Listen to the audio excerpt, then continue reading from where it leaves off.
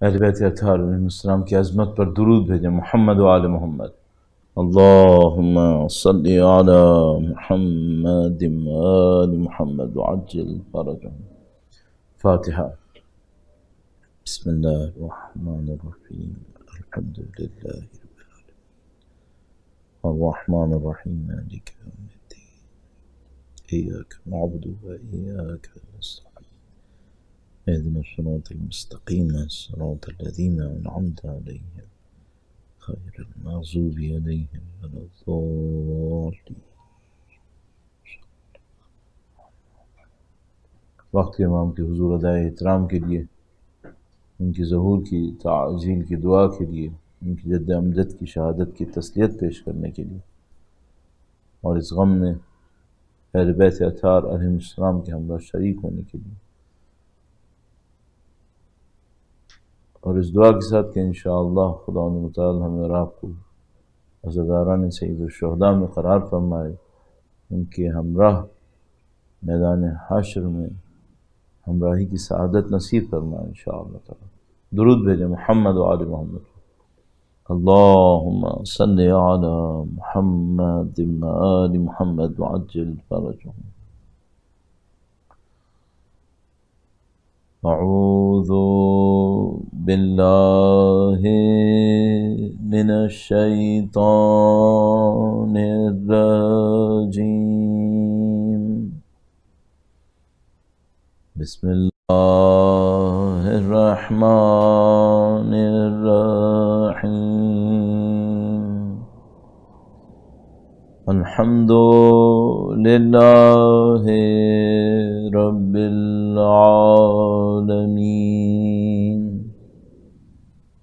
والصلاة والسلام على سید الانبیاء والمرسلین حبیب الہ العالمین ابی القاسم محمد.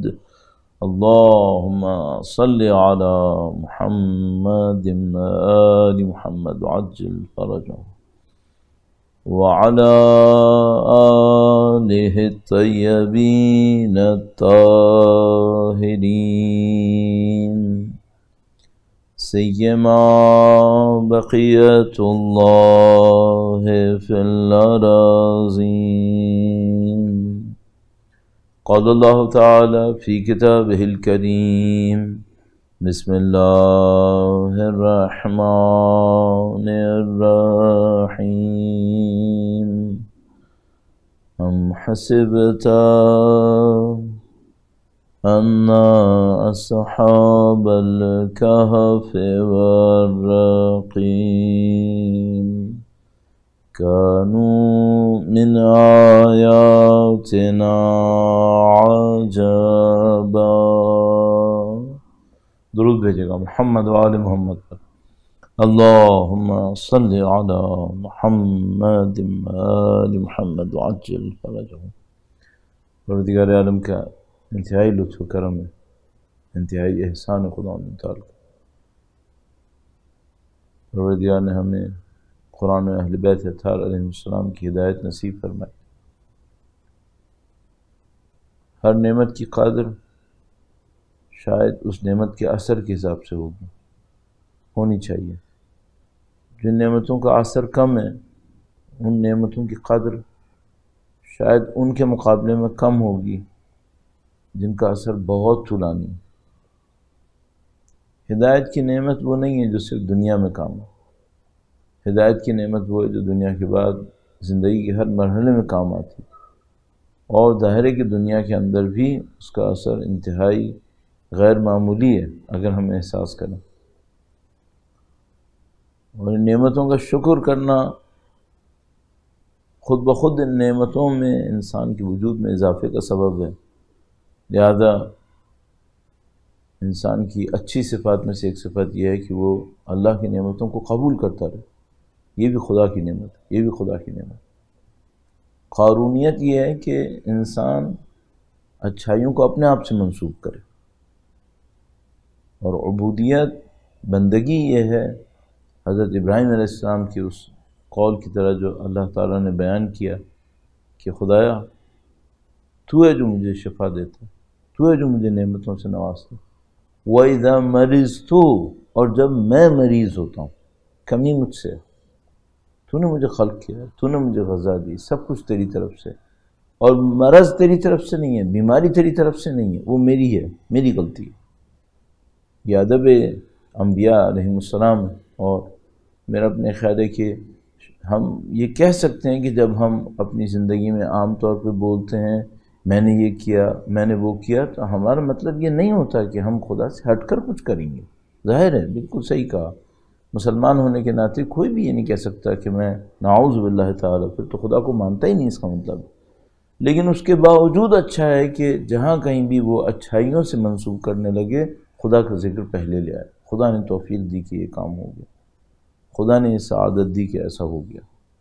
اس سے انسان کے اندر ایک ہمبلنس آتی ہے، انسان کے اندر ایک حقیقت کو ریفلیکٹ کرنے کی عادت پڑتی ہے، حقیقت کو پہچاننے کی عادت پڑتی ہے۔ تو خدا نے صبر دیا، خدا نے یہ موقع فراہم کیا، اور اسی عنوان سے ہم یہ کہیں گے یہ خدا کا لطف ہے کہ اس نے ہمیں سید الشہداء کا عزادار بنا دیا۔ یہ خدا تعالیٰ کا کرم ہے کہ اس نے ہمیں سید الشہداء کی عزاداری میں مشغول کر دیا۔ اور خدا نہ کرے نعوذ باللہ تعالیٰ اگر ایسا نہ ہوتا تو کتنی بڑی سعادت تھی جس سے ہم محروم رہ جاتے، نہیں معلوم پھر زندگی میں کب موقع ملتا کہ ان باتوں کو پہچان پاتے کہ حق کیا ہے، حقیقت کیا ہے، معنویت کیا ہے، سید الشہداء کی ذات کے اثرات کیا ہیں، پھر کہیں آ کر گرویدہ ہوتے۔ خدا یہ سارے مرحلے آسان کر کے ہمارے لیے ہمیں بچپن سے ہی سید الشہداء کی محبت کی سعادت نصیب کر دی، اور جگہ ہے یقیناً بجائے کہ انسان کا شکر بجا لائے، انسان اللہ کا شکر بجا لائے کہ اس نے یہ سعادت نصیب کی، اور ہم اور آپ بھی اس شکر کو بجا لانے کے لیے کہ خدا نے ہمیں عزادار بنایا، سید الشہداء کے ذکر کی سعادت دی، اور اس دعا کے ساتھ کہ انشاءاللہ مرتے دموں تک ہمیں اور قیامت تک ہماری تمام نسلوں کو سید الشہداء کی تابعداروں میں قرار فرمائے، ان کی جانثاروں میں قرار فرمائے، ان کے وارث کی نصرت کرنے والوں میں قرار فرمائے انشاءاللہ تعالی۔ درود بھیجے محمد و آل محمد پر۔ اللہم صلی علی محمد آل محمد وعجل فرجہم۔ اہل ولایت اور نصرت امام کے حوالے سے چند عرائض آپ کی خدمت میں پیش ہوئے۔ آج ترتیب کے اعتبار سے 9 محرم، اور یقیناً سال کے غم انگیز ترین ایام میں سے ایک دن۔ فارسی اور عربی میں اس دن کو تاسوعہ یاد کیا جاتا ہے۔ تسعہ عربی کا لفظ ہے، یعنی 9ویں تاریخ، تاسوعہ۔ عشرہ، عاشر 10 کو کہتے ہیں، اور اس کے حساب سے عاشور۔ آج کے دن کو تاسوعہ تعبیر کیا جاتا ہے۔ ظاہر ہے کہ اہل بیت اطہار علیہ السلام کے لیے عاشور سے پہلے کے مراحل میں یہ سخت ترین دن تھا، اور ایک بار پھر خدا کا شکر کہ اس نے ہمیں شناخت نصیب کی۔ سید الشہداء کی جو زیارات ہمارے پاس موجود ہیں، یہ زیارات معنوی اعتبار سے، مفہومی اعتبار سے انتہائی اہمیت کے حامل ہیں۔ عرفا بیان کرتے ہیں، کہتے ہیں کہ شاید کوئی عارف، معنی واقعی میں عارف، زیارت عاشورہ کے بغیر عارف نہیں بنا۔ جتنے بڑے بڑے عرفاء کا آپ ذکر سنیں گے، یہ سب روزانہ زیارت عاشورہ پڑھنے والے ہیں۔ اور آیت اللہ العظمیٰ مرحوم بہجت علی اللہ مقام الشریف کے بارے میں تو بیان کرتے ہیں کہ وہ 100 درود اور 100 لعن کے ساتھ پوری زیارت عاشورہ پڑھتے تھے۔ کافی وقت لگتا ہوگا، لیکن وہ روزانہ پڑھتے تھے، اور یقین سے کہہ سکتے ہیں کہ آیت اللہ العظمیٰ بہجت اتنے بڑے عارف تھے، جوانی میں ہی مراحل عرفانی طے کر گئے تھے، تو اگر ان کو اس کا معنوی اثر نظر نہ آتا تو 100 دفعہ کیوں پڑھتے؟ یقیناً اس کا کوئی بہت اہم معنوی اثر ہوگا۔ بدقسمتی سے زیادہ تر لوگوں نے ان باتوں کو نہیں پہچانا. آپ وہ خوش نصیب ہو سکتے ہیں جو اس کو پہچان لیں، اپنی زندگی کا حصہ بنائیے. سید الشہداء سے ہمارا رشتہ صرف عاشور کا نہیں ہے. یہ جو بعض اوقات ایام عزا کے آخر میں آ کر ہم ماتم بھی کرتے ہیں، نوحہ بھی پڑھتے ہیں، الوداع الوداع، ایک لحاظ سے صحیح ہے. ایام عزا ختم ہو گئے، سوگواری کے ایام ختم ہونے پہ الوداع کہتے ہیں. لیکن اگر مفہومی اعتبار سے دیکھیں تو سید الشہداء سے کوئی الوداع کیسے کہہ سکتا ہے؟ زندگی کا رشتہ ہے، زندگی کے بعد کا رشتہ ہے، الوداع اس میں ہے کہاں؟ تو یہ سعادت آپ کے پاس ہونی چاہیے، ہمارے پاس ہونی چاہیے، اس سے ہم محروم نہ ہوں. کوئی نہ کوئی سید الشہداء کی زیارت روز ضرور پڑھیں، چاہے وہ زیارت عاشوراء ہو، اربعین ہو، زیارت وارثہ ہو، کوئی نہ کوئی زیارت ضرور پڑھیں. اور ہر نماز کے بعد، قدیم زمانے میں بہت اچھی سنت تھی، اس وقت کم ہو گئی ہے، اور بعض لوگوں نے درک کیا تو انہوں نے اس کے اوپر اور تاکید کی ہے، یہ کہ ہر نماز کے بعد زیارت پڑھتے تھے، اور زیارت توجہ سے پڑھتے تھے. ہمارے ہاں چیزیں اگر باقی رہ گئی ہیں تو وہ توجہ ختم ہو گئی ہے، وہ انہماک ختم ہو گیا. آپ ایسا نہ ہونے دیں. یہ جو زیارت آپ نماز کی بات پڑھتے ہیں اس کو پوری توجہ سے پڑھیں. تو اب ذرا تصور کیجئے کہ اگر ایسا اچھے طریقے سے ہونے لگے کہ انسان کم از کم ہر نماز کے بعد اہل بیت اطہار علیہ السلام کی زیارت کو توجہ سے پڑھ لے، چاہے وہ ایک جملہ ہی صحیح، اس کا بھی اپنا اثر ہے، بہت اثر ہے.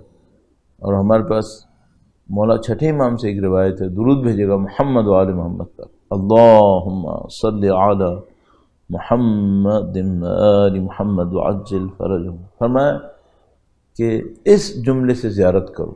میں اس کو تاکیداً اس لیے عرض کر رہا ہوں کہ اگر ایک جملہ مولا چھٹے سرکار کی طرف سے آیا تو ظاہر اس میں کچھ اپنی اور معنویت ہوگی. صلی اللہ علیہ یا ابا عبداللہ، صلی اللہ علیہ یا ابا عبداللہ. انسان کہہ سکتا ہے السلام علیک یا ابا عبداللہ، ظاہر روایات کے اندر موجود ہے، زیارت کے اندر بھی موجود ہے. یا حتیٰ کوئی اگر اردو زبان ہو، مولا آپ کو میرا سلام، یہ کہہ سکتے ہیں، بالکل کوئی مسئلہ نہیں ہے. بلکہ شاید بعض اوقات اس میں زیادہ اپنائیت ہوتی ہے، وہ اگر اپنائیت سے کہا جائے تو بہت ہی اچھا ہے. لیکن اگر کوئی روایت کے الفاظ میں اپنائیت ڈھونڈے تو اس میں اپنائیت پھر بہت زیادہ ہوگی. صلی اللہ علیہ یا ابا عبداللہ، اس میں بھی خطاب ہے. تو ان باتوں پہ توجہ فرمائیے. یہ جو زیارات ہیں ان کے اندر بہت سارے مفاہیم ہیں، اور وہ مفاہیم قابل ایسے ہیں کہ بعض اوقات پوری زندگی تبدیل کر سکتے ہیں. ہم ولایت اور نصرت امام کے حوالے سے جب عرض کرتے ہیں تو ان میں بہت سارے جملات ایسے ملتے ہیں جو سید الشہداء کے کام کی تاثیر کو دکھاتے ہیں، سید الشہداء کا ہمارے اوپر کیا اثر ہونا چاہیے. میں ایک پوائنٹ آپ کی خدمت میں عرض کروں گا. درود بھیجے گا محمد و آل محمد پر، اللہم صلی علی محمد آل محمد وعجل فرجہم. آپ زیارات میں یقیناً پڑھتے ہوں گے کہ میں شہادت دیتا ہوں، میں گواہی دیتا ہوں، اشہد انک قد اقمت الصلاۃ وآتیت الزکاۃ وامرت بالمعروف ونہیت عن المنکر. یہ جو بہت خوبصورت جملات ہیں، ان کا مطلب کیا ہے؟ کیا میں گواہی دیتا ہوں کہ نماز قائم کی، امام نے پڑھی، زکوٰۃ ادا کی؟ کیسے ہم سوچ سکتے ہیں کہ ہم گواہی دیں اس بات کی کہ مثال کے طور پر فلاں امام نے نماز پڑھی، صرف یہی مطلب ہوگا کیا؟ ظاہر ہے کہ نہیں ہوگا.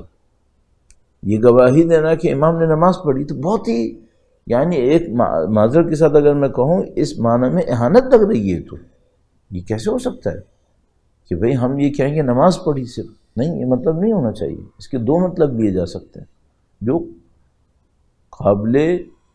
قابل قبول ہوتے ہیں، اور اس کی قیمت ہے اتنی کہ ہاں اسے کہا جائے.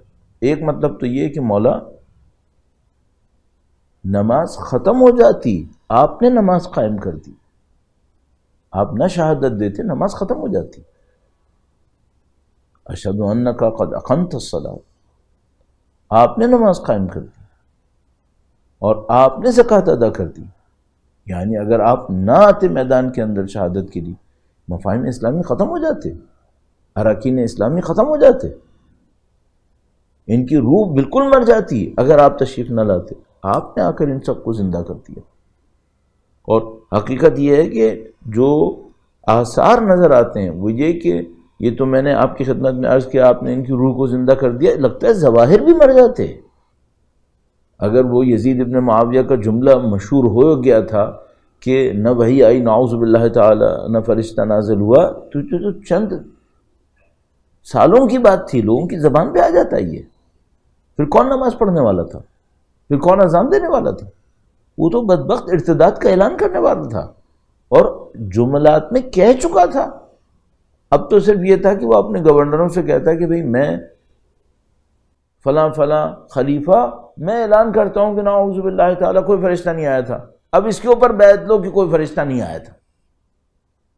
بس اتنی سی دیر تھی۔ وہ جو سید الشہداء نے فرمایا وعلی الاسلام السلام، اسلام کو خدا حافظ کہنا پڑے گا اگر یزید آ گیا تو۔ اس خدا حافظ کا مطلب صرف یہ نہیں تھا کہ قرآن باقی رہے گا، قرآن کی روح مٹ جائے گی، نہیں، لگتا ہے کہ مکمل اسلام کا خدا حافظ کہنا پڑتا۔ اور اگر کوئی یہ کہے کہ نہیں وہاں پہ اصحاب موجود تھے، وہ نہ ہونے دیتے، تو وہ اصحاب کہاں تھے جب یہ سارے کام ہو رہے تھے؟ تو ہمیں یوں لگتا ہے جیسے یہ جو جملہ ہے، ہم گواہی دیتے ہیں کہ آپ نے نماز قائم کی، اس کا مطلب ہے آپ تشریف نہ لاتے، ان تمام کا خاتمہ تھا۔ امر بالمعروف نہی عن المنکر حقیقتاً ختم ہو چکا تھا جب سید الشہداء تشریف لائے، اور انہوں نے امر بالمعروف نہی عن المنکر کو زندہ کر دیا، ورنہ کون امر کر رہا تھا، کون نہیں کر رہا تھا، سب خاموش ہو گئے تھے۔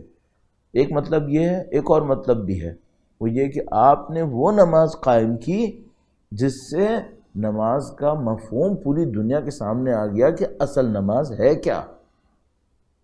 بس ایک مفہوم یہ ہے کہ آپ کی وجہ سے معاشرے کے اندر نماز قائم ہوئی، اور میں نے عرض کی اس کی تشریح، اور اسی کو ہم ایک اور انداز میں کہہ سکتے ہیں، وہ یہ کہ مولا آپ نے جو نماز پڑھی وہ نماز کا وہ مفہوم تھا جس کے ہوتے ہوئے باقی نمازوں کو عزت مل گئی، باقی نمازوں کو ایک راستہ نصیب ہوا، ورنہ نعوذ باللہ تعالی یزید کا لشکر بھی نماز پڑھ رہا تھا۔ سید الشہداء نے جو نماز پڑھی اور جن حالات میں، جن طریقوں کے تحت اور جس انداز میں پڑھی، اس نے نماز کو ایک ایسا مفہوم دے دیا کہ گویا نماز کو ایک قبلہ مل گیا، کہ اب اگر کسی کو دیکھنا ہے میری نماز صحیح ہے یا نہیں، تو اس کو دیکھنا ہے سید الشہداء کی نماز کے مقابلے میں میری نماز، اس کے ساتھ رکھ کر اس کو پیمانہ مل گیا کہ یہ نماز تھی اصل۔ یہ جو زکوٰۃ 2 سکے دے آدمی 2 لاکھ سکے دے، سید الشہداء نے خون کی زکوٰۃ دے دی۔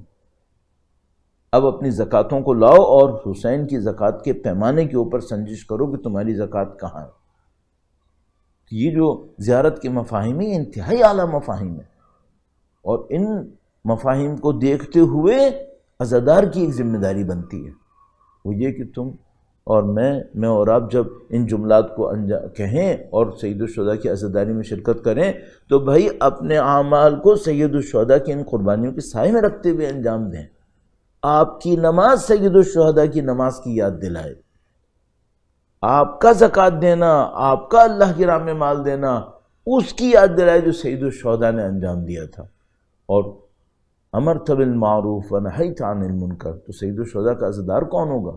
جو امرت بالمعروف اور نہیت عن المنکر کو اپنے اندر زندہ بھی کرے، وہ کر کے دکھائے۔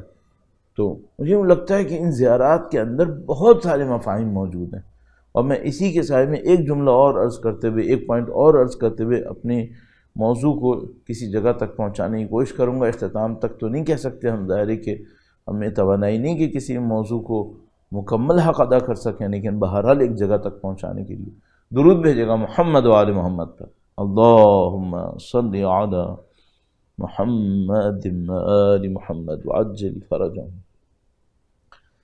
قم میں جب ہم تھے تو وہاں پر آیت اللہ شہید صدر کے، محمد باقر الصدر علی اللہ مقام شریف کے ایک شاگرد تھے، اور یا ڈائریکٹ وہ شاگرد تھے یا انڈائریکٹ شاگرد تھے، بہرحال تعلق تھا ان کا، ان سے ہم کچھ پڑھا کرتے تھے۔ تو ایک دفعہ بیان کرنے لگے کہ انہوں نے بتایا کہ کوئی ایک دفعہ شہید صدر کے پاس گیا جب ان کو حکومت نے ہاؤس اریسٹ کیا ہوا تھا، تو وہ کوئی تھا جو کسی بھی راستے سے کسی بھی طریقے سے شہید صدر سے ملنے گیا، تو اس نے شہید سے کہا کہ سید یہ حکومت آپ کو نہیں چھوڑے گی، اور صدام تو نہیں چھوڑے گا، اور آپ شہید ہوں گے۔ جو مجھے نظر آ رہا ہے وہ یہ کہ آپ کی شہادت کوئی بڑا عوامی رد عمل نہیں لائے گی، آپ شہید ہو جائیں گے اور کوئی بڑا عوامی رد عمل نہیں آئے گا۔ تو شہید صدر نے ان سے یہ کہا کہ مثلا جس کا لب لباب یہ تھا کہ میں اس بات کو اچھی طرح جانتا ہوں کہ میں شہید کر دیا جاؤں گا، اور میری شہادت سے فوری کوئی رد عمل متوقع نہیں ہے اس وقت۔ تو اس نے کہا کہ پھر آپ یہ کام کیوں انجام دے رہے ہیں؟ تو شہید صدر نے کہا کہ میں اپنے جد امجد کے راستے پر، میں اپنے جد امجد کی سیرت پہ عمل کر رہا ہوں۔ اس نے وضاحت مانگی۔ شہید صدر نے کہا کہ میں جتنا بھی غور کرتا ہوں واقعہ کربلا کے اندر سید الشہداء کی سیرت پر، تو مجھے سمجھ میں آتا ہے کہ ہر دور میں ظالموں کے مقابلے میں کوئی ایک پاکیزہ شخص ہونا چاہیے جو اپنا خون دے۔ وہ خون لوگوں کو بیدار کرے گا، شاید فوری نہ کرے۔ سید الشہداء 61 ہجرہ میں شہید ہوئے، فوری طور پہ تو کچھ نہیں ہوا، ظاہری طور پر یزید باقی رہا، بعد میں واصل جہنم ہوا، بنی امیہ کی حکومت بھی واصل جہنم ہو گئی، لیکن فوری طور پہ تو نہیں ہوا۔ لیکن سید الشہداء کی خون کی جو تاثیر ہے آج تک حسینی راستے کو دکھا رہی ہے، حسینیوں کو چلا بھی رہی ہے۔ تو انہوں نے کہا کہ مجھے یوں لگتا ہے کہ ہر دور کے اندر کچھ نہ کچھ لوگ ایسے آئیں گے، آتے رہیں گے، ذمہ داری بنتی ہے کہ جو سید الشہداء کے کام کو انجام دیں، اپنے خون کے ذریعے سے اس راستے کو زندہ رکھیں۔ سید الشہداء نے، اگر میں اس پوائنٹ کی طرف آتے عرض کروں، سید الشہداء نے دین کے کانسیپٹس کو، مفاہیم کو اپنی شہادت کے ذریعے سے بلند ترین مقام پہ پہنچا دیا۔ اب کوئی یہ نہیں کہہ سکتا مجھے سمجھ میں نہیں آیا۔ میں اس کی مثال عرض کروں گا، درود بھیجے گا محمد و آل محمد، اللہم صلی علی محمد و آل محمد وعجل فرجہم۔ صرف ایک مفہوم لے لیجئے، قرآن کریم کا ارشاد ہے فَاعْبُدْهُ وَتَوَكَّلْ عَلَيْهِ، اللہ کی بندگی کرو، اللہ پہ توکل کرو۔ ایک مفہوم ہمیں ملتا ہے توکل کرنا۔ اچھا، یہ توکل کس چیز میں ہوتا ہے؟ اگر سید الشہداء کی شہادت کو توکل کے انداز میں دیکھا جائے تو بھئی عام طور پہ لوگ توکل کسے کہتے ہیں، اور سید الشہداء نے جو توکل کر کے دکھایا وہ توکل کیا تھا؟ عام طور پہ توکل کیا ہے؟ وہ یہ کہ میں بیمار ہو گیا، بیماری کا کوئی راستہ نہیں نکل رہا، میں اللہ پہ توکل کرتا ہوں کہ میری بیماری کا علاج ہو جائے، یا کوئی اور بیمار ہو گیا، یا میں کسی مشکل میں آ گیا اور میں مثال کے طور پر مالی طور پہ مقروض ہو گیا، کسی سفر میں کسی مشکل میں آ گیا، فنا زندگی کی جو مشکلات ہوتی ہیں ان میں جناب علی مجھ سے کہا گیا کہ آپ توکل کریں، اور میں نے توکل کر لیا۔ سید الشہداء نے کن حالات میں اللہ پہ توکل کیا؟ ان کے مقدس خاندان نے کن حالات میں اللہ پہ توکل کیا؟ آپ دیکھ رہے ہیں توکل کا معیار کہاں پہنچ گیا۔ یعنی اس توکل کو دیکھتے ہوئے جو سید الشہداء اور ان کے خاندان مقدس نے کربلا میں کیا، اب زمین پر کوئی ہے جو کہے کہ مجھے توکل کا مطلب اپنی آنکھوں سے نظر نہیں آ رہا، توکل کا اثر نظر نہیں آ رہا، یا میرے حالات ان حالات سے سخت ہیں جن میں کوئی توکل کر سکے؟ تم یہ دیکھو سید الشہداء نے توکل کیا اللہ کے اوپر، ان کے اہل بیت نے توکل کیا۔ مثلا صبر کا مفہوم لے لیں، میرے نزدیک صبر کیا ہے؟ وہ یہ کہ کوئی جسم کے اوپر تکلیف آئی، مال کے اوپر تکلیف آئی، اولاد کے اوپر تکلیف آئی، میں نے صبر کر لیا۔ اللہ اکبر، اور جو سید الشہداء نے صبر کیا، ان کے مقدس خاندان نے صبر کیا، اس نے صبر کا مفہوم ہی کہیں اور پہنچا دیا۔ یعنی وہ جو ہم کہتے ہیں کہ ائمہ اطہار اللہ کی حجت ہیں مخلوق کے اوپر، سید الشہداء اور ان کا خاندان کائنات کے اوپر حجت بن گئی، حجت ہو گئی، پوری ہو گئی۔ وہ کیسے؟ جن حالات میں انہوں نے صبر کیا، جن حالات میں انہوں نے توکل کیا، جن حالات میں انہوں نے تقوی دکھایا، جن حالات میں انہوں نے بہادری دکھائی، کون سی انسانی صفت ہے جو اس سے بہتر مصداق لا سکے گی دنیا میں کہیں پر بھی؟ اور جیسا کہ کل ہم نے عرض کیا کہ جب مولا ابو الفضل نے وفاداری دکھائی، جانثاری دکھائی، کہاں سے کوئی مفہوم لا پائے گا؟ سید الشہداء کا کردار اس عنوان میں ہمیں دیکھنا ہوگا، اور عزادار ہونے کے ناطے یہ وہ جگہ ہے جو ہمارے لیے طے کی گئی ہے۔ مجھے یوں احساس ہوتا ہے اس عزادار کا طرہ امتیاز کیا ہونا چاہیے؟ اس عزادار کا طرہ امتیاز یہ ہونا چاہیے کہ اس نے اپنے لیے جو اہداف طے کیے ہیں وہ دنیا میں کسی نے طے نہیں کیے۔ اس کا ہدف کیا ہے؟ اس کا ہدف ہے وہ عزادار بنے اور سید الشہداء کا جانثار بنے، سید الشہداء کا وفادار بنے، سید الشہداء کی اولاد کے اعوان و انصار میں شامل ہو، اور اس کے لیے جو کچھ چاہیے وہ یہ سب کچھ ہے۔ تو عزیزان محترم، مجھے یوں لگا ہے کہ جتنا آپ کربلا کے واقعے پر اور کربلا سے ملحق کرداروں کے اوپر، زیارات کے اوپر توجہ دیتے چلے جائیں گے، آپ کا سطح فکری اور عمل کے لیے جو ٹارگٹ آپ کے لیے طے ہوگا وہ بلند سے بلندتر ہوتا چلا جائے گا، اور آپ کی ذات اس طرف بڑھنا شروع ہو جائے گی کہ جو دوسروں کے بس میں نہیں رہے گی۔ اب اسی میں ایک اور جملہ، ایک اور مفہوم اضافہ کروں گا۔ درود بھیجے گا محمد و آل محمد پر، اللہم صلی علی محمد و آل محمد وعجل فرجہم۔ عزادار کے پاس ایک اور بہت بڑا ایڈوانٹیج ہے، ایک بہت بڑی حمایت عزادار کے پاس ہے، سید الشہداء کے چاہنے والے کے پاس، اور وہ یہ ہے کہ اگر کوئی واقعاً سید الشہداء کی عزاداری میں بڑھ رہا ہو اور عزاداری کے ذریعے سے سید الشہداء کے راستے کی طرف بڑھنے کی کوشش کرے تو اس کا حامی خود امام حسین ہے، اس کی نصرت کرنے والے خود امام حسین ہیں، اور وہ کون ہیں؟ سفینۃ النجات، مصباح الہدی۔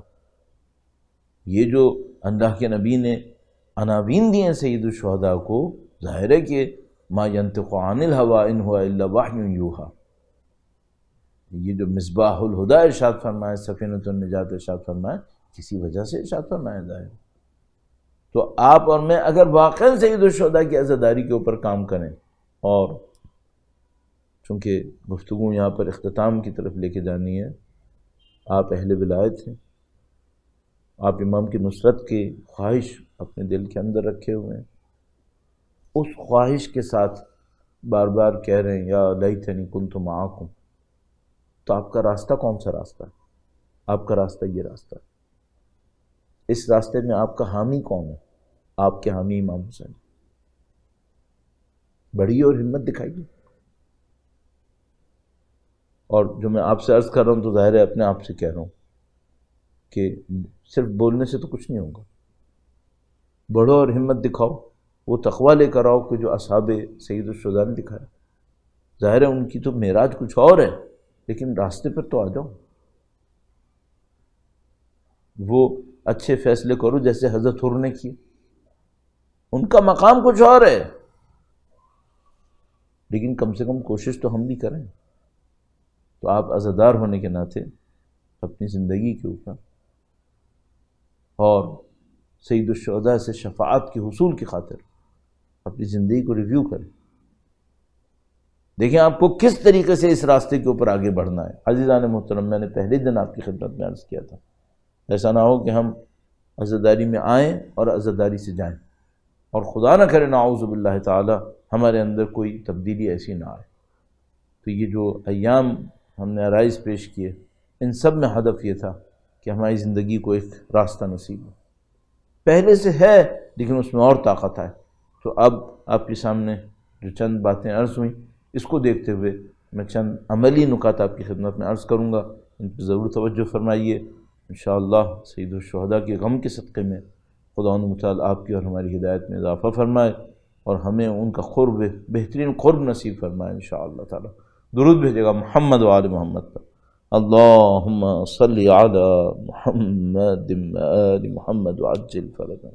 انہی ایام میں ہم نے آپ کی خدمت میں عرض کیا تھا کہ پرائرٹیز کا ایک ہونا، اولویت کا ایک ہونا بہت ضروری ہے۔ مقام پر ہونا کافی نہیں ہوتا، اولویت کا ایک ہونا بہت ضروری ہوتا ہے۔ تو اعزائے محترم، ان اولویتوں کے حصول کے لیے ایک کام کیا جا سکتا ہے۔ ایک تو یہ کہ سید الشہداء کی زیارت کو مت بھولیے گا، ہر روز آپ کم از کم کوئی ایک زیارت سید الشہداء کی ضرور کریں۔ اور اس کے بعد آپ اور میں زندگی کے فیصلوں کے اندر اپنے آپ سے ایک سادہ سا سوال پوچھتے چلے جائیں، یہ فیصلہ مجھے امام حسین کی نظروں میں کہاں پہنچائے گا؟ میں یہ کام کروں گا، میں ایسے سوچوں گا۔ ہمارے بہت سارے گناہ فکروں میں ہیں۔ مجھے اندازہ ہوا کہ ہم لوگ جو دیندار لوگ ہیں، ہم لوگ جسمانی گناہ کم کریں گے، فکری گناہ زیادہ کریں گے۔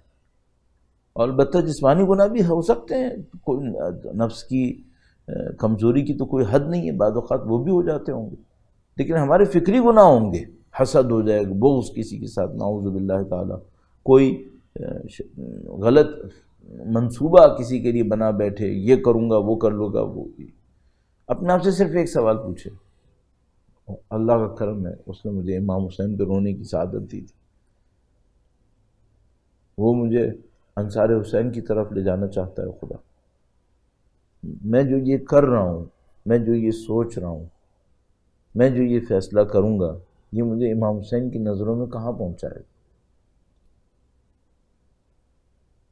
بہت اہم ہے۔ میں آپ کی خدمت میں صرف ایک تصور عرض کروں گا۔ امامت کے علم سے کوئی چیز چھپی ہوئی نہیں ہے۔ وہ بہت بچکانہ لوگ ہیں جن کو یہ سمجھ میں نہ آئے کہ امامت کا علم کیا ہوتا ہے، یعنی وہ یہ سمجھنے لگیں کہ علم ہماری طرح ہوگا۔ بہت بچکانہ بات ہے۔ بہرحال تو امامت کا علم ایسا نہیں ہے کہ اس میں کوئی چیز مخفی ہو۔ تو یہ جو آپ ابھی امام حسین کو یاد کر رہے ہیں، یہ ان سے مخفی ہوگا؟ ظاہر ہے کہ نہیں ہوگا۔ آپ ان کی نظروں کے سامنے ہوں گے۔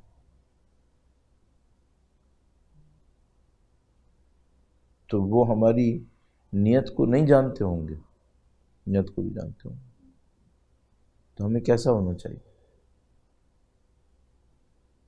اس کو اگر ہم سوچتے رہیں کہ ہم سید الشہداء کی آنکھوں میں کیسے نظر آئیں گے، اچھے نظر آئیں گے، برے نظر آئیں گے، جتنا ہم اچھے نظر آتے چلے جائیں گے، سید الشہداء ہمیں اپنے آپ سے قریب تر کرتے چلے جائیں گے، اور جتنا وہ قریب کرتے چلے جائیں گے، وہ مصباح الہدیٰ، وہ سفینۃ النجاۃ۔ ہر روز کم از کم کوئی ایک کام ایسا کریں جو مجھے سمجھ میں آتا ہے، کوئی کام ایسا کریں جس میں آپ اپنے امام سے کہیں مولا مجھے امید ہے آپ کو اس کام سے میرے خوشی ہوئی ہوگی۔ کوئی ایک کام کریں، چھوٹا سا کوئی کام جس کو کر کے آپ امام سے کہیں کہ مولا میں نے ایک کام کیا ہے اور مجھے امید ہے کہ آپ کو اس کام سے میری خوشی ہوئی ہوگی۔ اس طاقت تک اپنے آپ کو لیا، اور مجھے یقین ہے کہ انشاءاللہ اگر ہم اتنے خلوص سے امام حسین کی خدمت میں تحفے بھیجتے رہے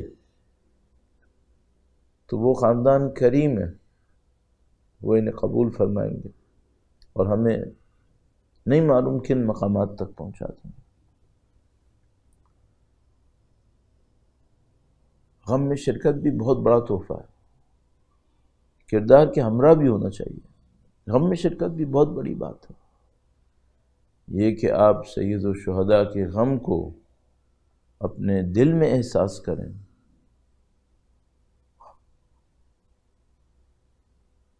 میں اور آپ رشتوں میں تو بالآخر دنیاوی رشتوں کے اندر ہیں، میں کسی کا بھائی ہوں، کسی کا باپ ہوں، کسی کا بیٹا ہوں، آپ اور ہم سب دنیاوی رشتوں کے اندر تو ہیں، تو ہم اور آپ رشتوں کی اہمیتوں کو تو جانتے ہیں۔ ہاں طاہر، ہم رشتوں کی اہمیتوں کو جانتے ہیں، رشتوں کے تعلقات کو بھی سمجھتے ہیں۔ ہاں رشتوں کے تعلقات کو بھی سمجھتے ہیں۔ مثلا اگر کوئی میرے بیٹے کے ساتھ اچھائی کرے تو وہ مجھے کیسا لگے گا؟ ظاہر ہے کہ مجھے اچھا لگے گا کہ کوئی میری اولاد کے ساتھ اچھائی کرے۔ اور میں آپ سے صرف ایک جملہ پوچھوں گا، اگر کوئی میرے غم میں شریک ہو جائے سچے دل سے، وہ مجھے کیسا لگے گا؟ کوئی مجھے بہت دولت بھی دے اور میرے جذبوں میں شریک نہ ہو، شاید میں اس کا شکریہ کروں گا، شاید میں اس کا احترام کروں گا، لیکن اگر کوئی میرے غم میں شریک ہونے لگے، میرے جذبوں میں میرے ساتھ شریک ہو جائے، تو اس کا کچھ اور ہی مقام ہوگا۔ آپ اور میں پوری کوشش کریں ہم سید الشہداء کے جذبوں میں امام کے ساتھ شریک ہو جائیں۔ شاید خدا متعال نے مصائب کا جو انداز ہمیں سکھایا وہ اسی لیے سکھایا، اور سب سے پہلے تو مصائب عوامی سطح پہ جو پڑھے ہیں وہ مولا چوتھے امام نے پڑھے، حقیقت یہ شاید یہ رکھا اسی لیے گیا ہے تاکہ لوگ اپنے جذبات میں اہل بیت اطہار علیہ السلام کے ساتھ آ جائیں، اور جذبات میں آئیں گے، غم میں آئیں گے، شریک ہوں گے تو ان کا مقام بڑھنا شروع ہو جائے گا۔ اسی لیے شاید خدا نے سید الشہداء کی طرف جو دعوت دی وہ غم کے ذریعے سے دعوت دی، خوشی کے ذریعے دعوت نہیں دی، غم کے ذریعے دعوت دی۔ رسا غم عزیزان محترم، اور کربلا میں جذبات بہت ہیں، سمجھنے کے لیے، شریک ہونے کے لیے۔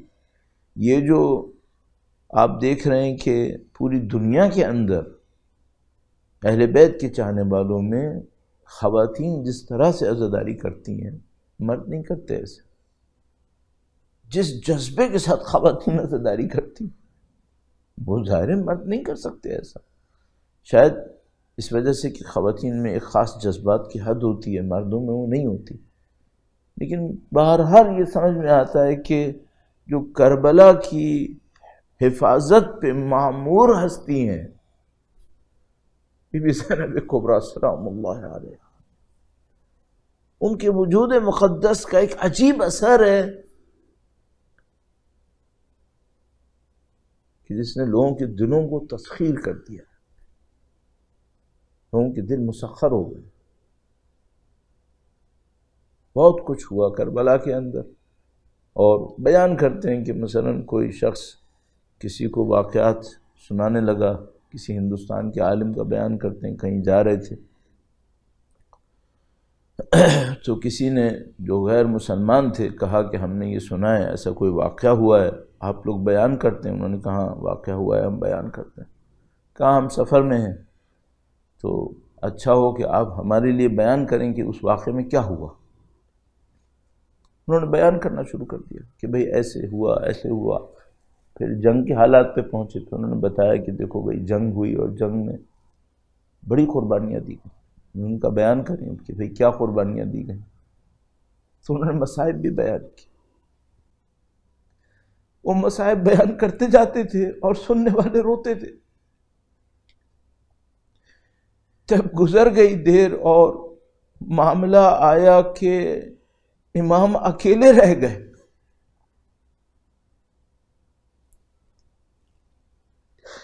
اور اب جو لے کر آئے میدان میں تو وہ 6 مہینے کا ایک بچہ تھا۔ وہ جب سننے والے تھے وہ تڑپ گئے، انہوں نے کہا کہ بس کریں، اب تک جو آپ نے سنایا وہ ہمارے دلوں کو زخمی کرنے کے لیے بہت تھا، اب اگر آپ 6 مہینے کی بچے کی بھی کوئی شہادت سنانے والے ہیں۔ سید الشہداء نے چن چن کے لشکری جمع کیے، پاکیزگی والے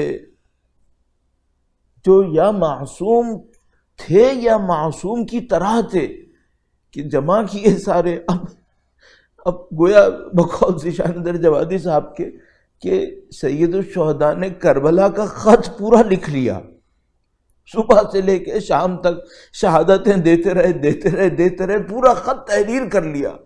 آخر میں چاہتے تھے ایک ایسی مہر لگائیں کہ جس کے بعد کچھ نہ بچے، تو وہ مہر امام نے علی اصغر کی خون سے لگا دی کہ دنیا والوں، اگر تمہیں میرے علی اکبر کا خون نظر نہ آئے، میرے قاسم کا خون نظر نہ آئے، میرے بھائی ابو الفضل کے بارے میں کچھ اور سوچو کہ جنگ تھی، جنگجو تھے، تو مجھے یہ بتاؤ یہ میرا علی اصغر کہاں ہے؟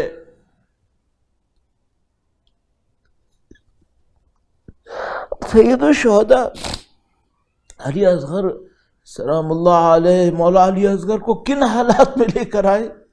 اکیلے کھڑے ہیں میدان کربلا کے اندر، نہ عوان باقی ہیں نہ انصار باقی ہیں۔ جب کوئی باقی نہیں ہے تو سید الشہداء ندا فرما رہے ہیں، حل من ناصر ینصرنا، ہے کوئی جو مدد کو آئے؟ اللہ اکبر! اگر ہم معنویات کو سمجھتے ہیں، اگر ہم اللہ کے نبی کی ان روایات کو سمجھتے ہیں جس میں فرماتے ہیں کہ جب یتیم مظلومیت کے اوپر گریا کرتا ہے اپنی تو عرش خدا ہل جاتا ہے، مجھے نہیں معلوم جب سید الشہداء نے پکارا ہوگا حال میں مغیث یغیثنا، پوری کائنات میں کیسا زلزلہ آیا ہوگا، کیسے فرشتے گویا بےتاب ہوئے ہوں گے، اور خدا انہیں کہہ رہا ہوگا کہ رک جاؤ یہ حسین ہے۔ یہ نبی کا نواسا کچھ اور تاریخ رقم کرنے آیا ہے، یہ معاملہ حضرت ابراہیم اور حضرت اسماعیل کا نہیں ہے، اس میں بڑی عظمت ہے، لیکن یہاں کچھ اور ہے۔ سید الشہداء گویا اپنے حرم سے الوداع کرنے کے لیے جب تشریف لائے تو بچے کی رونے کی آواز گویا آئی، استفسار کیا، کہا یہ بچہ بار بار روئے جا رہا ہے۔ بعض لوگ روایت پڑھتے ہیں، کہتے ہیں کہ بچہ بار بار اپنے آپ کو جھولے سے گرا رہا ہے، گویا علی اصغر بار بار اپنے آپ کو یاد دلوا رہے ہیں کہ میں ابھی شہید ہونا چاہتا ہوں۔ یہ وہی خون ہے جو حضرت قاسم کے اندر ہے، جو شب عاشور تڑپ کر کہتے ہیں چچا میں شہید ہوں گا یا نہیں ہوں گا، اب علی اصغر کی باری ہے۔ سید الشہداء نے مادر علی اصغر سے کہا بچہ مجھے لا کر دو، میں دشمنوں سے پانی مانگتا ہوں، بچہ بےتاب ہے، اس کو پیاس لگی ہوگی۔ اب عزیز و عجیب موقع ہے جب خدا ماں کے جذبات کو اہمیت دیتا ہے، اتنی اہمیت دیتا ہے کہ خدا متعال نے جو مادر موسیٰ اپنے بچے کے لیے تڑپ رہی تھیں اسے قرآن میں لکھ دیا کہ ماں کا دل لرز رہا تھا، ماں بے چین ہو رہی تھی، اور خدا نے فرمایا میں نے ماں کے دل کو سنبھال لیا، وَرَبَطْنَا عَلَىٰ قَلْبِهَا، ہم نے ماں کے دل کو سنبھال لیا، ورنہ وہ تو بےتاب ہو گئی تھی۔ تو میں کہوں گا خدایا تو بتا تو نے مادر علی اصغر کے دل کو کیسا سنبھالا؟ حضرت ابراہیم حضرت اسماعیل کو واپس لانے والے تھے، اور مادر علی اصغر کو پتا تھا کہ میرا بیٹا واپس نہیں آئے گا۔ سید الشہداء نے علی اصغر کو ہاتھوں میں لیا۔ عزیزو، انسان کیسے ان واقعات کو بیان کرے، اور نہیں معلوم ان واقعات میں گہرائی کتنی ہے۔ ہمارے پاس تو صرف الفاظ ہیں، ہم تو اس واقعے کی گہرائی کو نہیں سمجھ سکتے۔ سید الشہداء کے دل میں کیا گزر رہی ہے، مادر علی اصغر کے دل میں کیا گزر رہی ہے، دلوں میں جھانکنے کی طاقت تو ہمارے پاس نہیں ہے، ہم تو صرف جسموں کو دیکھ سکتے ہیں کہ سید الشہداء علی اصغر کو لے کر آئے اور دشمن کے سامنے ہاتھوں پہ بلند کیا اور کہا کہ اگر مجھے پانی نہیں دیتے تو اس بچے کی کیا غلطی ہے؟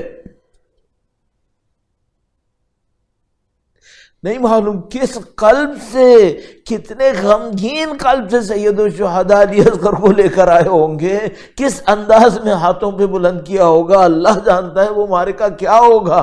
بس عزیزو ہمارے پاس جو کچھ ہے وہ یہ کہ دشمنوں کے لشکر میں بھی اشقیاء منہ پھیر کے رونے لگے، اور عبید اللہ ابن زیاد کے جو شقی ترین سپاہی تھے وہ بھی عمر سعد سے کہنے لگے کہ اے عمر سعد، اگر اس فیصلے کو دیکھ کے اس بچے کو پانی کیوں نہیں دے رہے آپ؟ جانور اور خلائق نہر سے پانی پی رہے ہیں، اور اگر نہ پیے تو حسین کا علی اصغر فاطمہ کی اولاد نہ پیے۔ دشمنوں کو بھی تو پانی پلایا جاتا ہے، کیا نواز رسول نہیں ہے یہ؟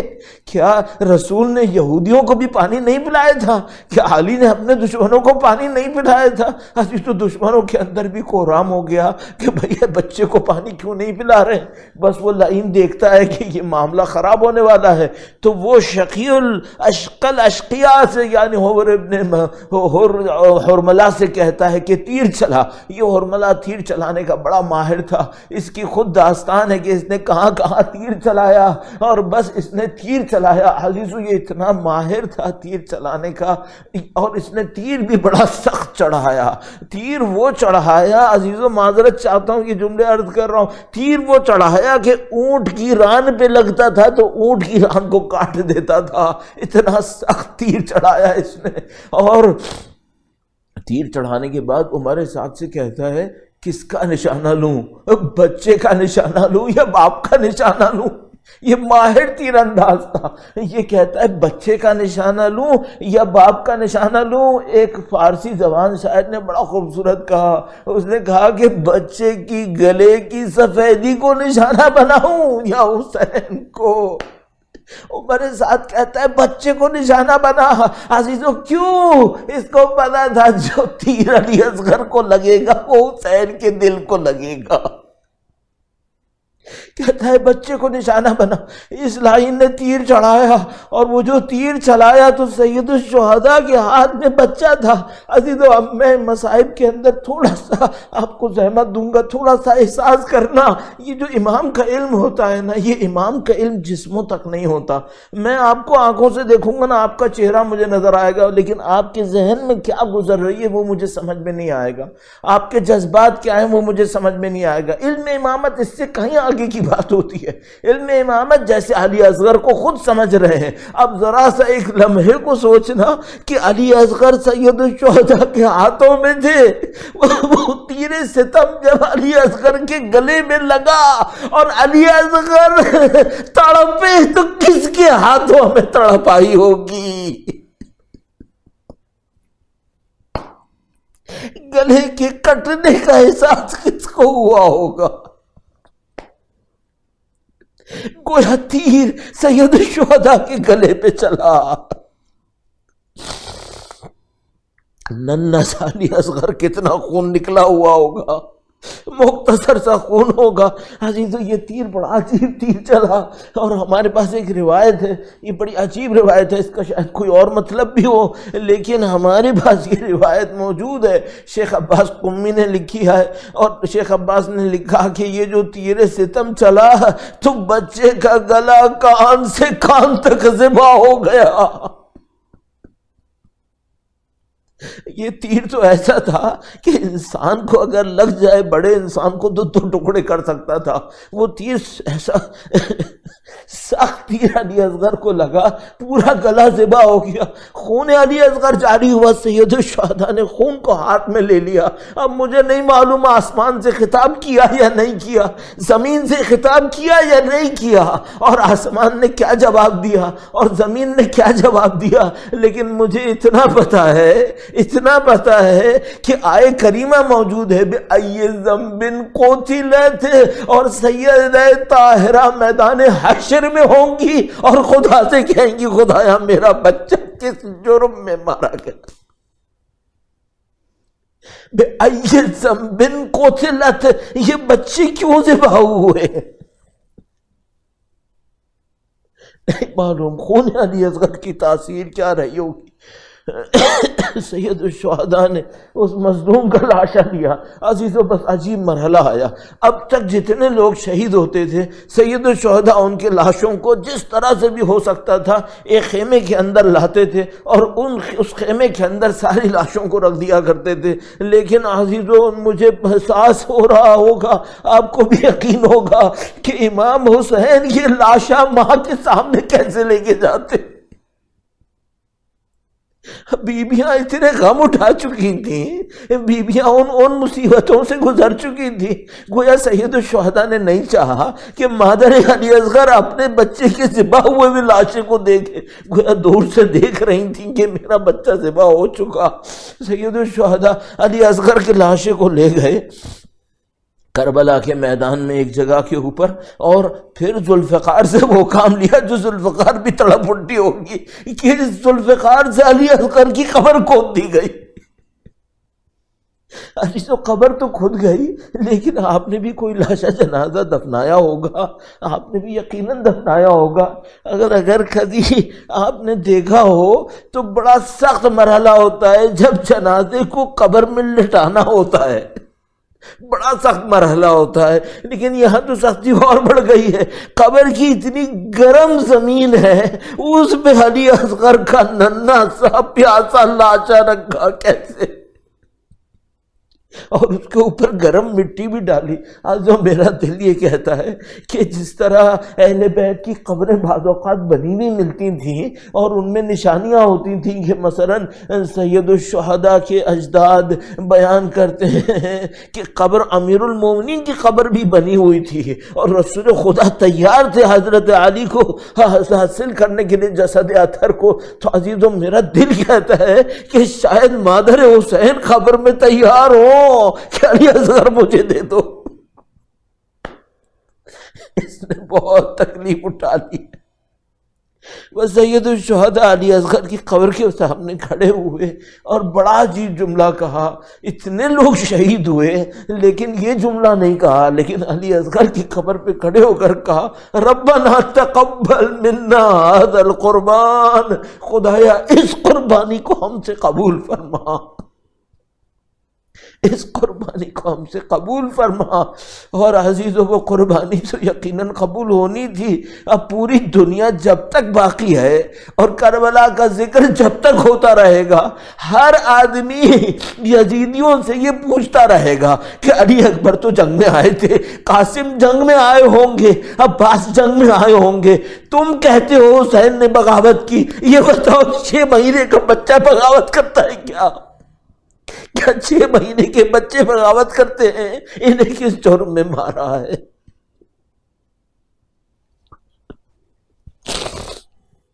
لعنت اللہ علی القوم الظالمین وَسَيَعْلَمُ الَّذِينَ ظَلَمُوا أَيَّ مُنْقَلَبٍ يَنْقَلِبُونَ۔ پروردگار تجھے واسطہ خون علی اصغر کا خدایا وارث حسین کے ظہور میں تعجیل فرما، ان کی نصرت کی سعادت نصیب فرما، اسراء میں شہادت نصیب فرما۔ ربنا تقبل منا انك انت السميع العليم وتب علينا انك انت التواب الرحيم بجاه نبيك وعترته الطاهرين اللهم صل على محمد وآل محمد۔